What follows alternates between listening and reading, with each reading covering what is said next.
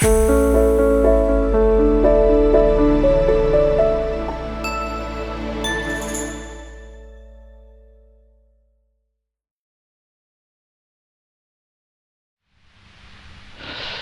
this was published by the Hindustan Times, and I reprinted it in this book. The headline was called "Why Atonement Doesn't Work." It was published on the 8th of October, 2002, and this is what was published and what I wrote. What's wrong with a scent of lotus, with music, cake, a sunset, or the softest touch? What's wrong with an exhilarating risk? Nothing if we perceive things in the right way. But sought after without discrimination, the results can be disastrous.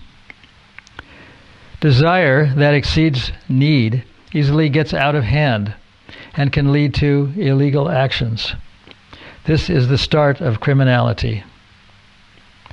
Unnecessary cravings must be uprooted. But this is only possible if something better is on offer.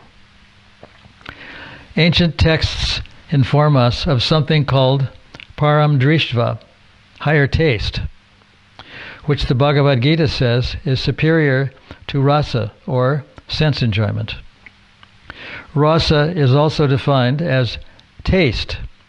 So what possibly could be wrong with taste? Scriptural knowledge explains that we will always have a taste for sense objects, even if we compensate for overindulgence with redemptive measures, including punishment.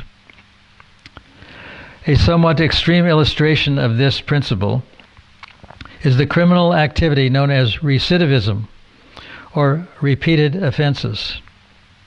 Most toughs, or criminals, know the law of the land and its penalties, but are used to taking extreme risks. They tend to act at night, knowing it's wrong.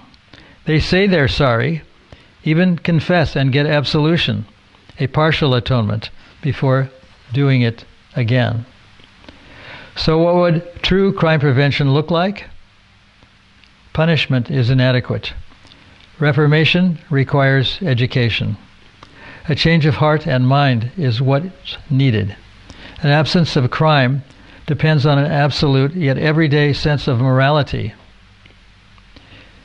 A godliness that is not pulpit-bound, pervasive righteousness. We need a spirituality without blind belief and a strong ethical code devoid of dogmatism.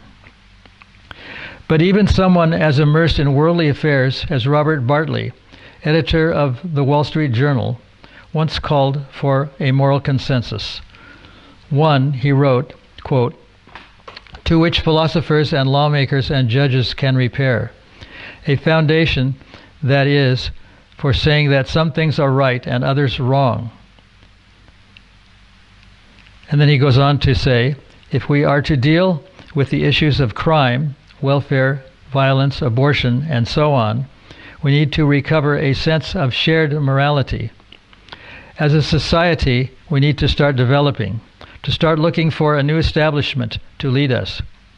This was published in the Wall Street Journal on the 26th of May, 1955. Bartley's shared morality is another way of saying, quote, foundational morality, end quote, which must start with education about rediscovering God's purpose. The mental re-engineering is what gives us the higher taste. This mental engineering is what gives us the higher taste. A devotion that stills the pendulum of reckless duality. Hare Krishna.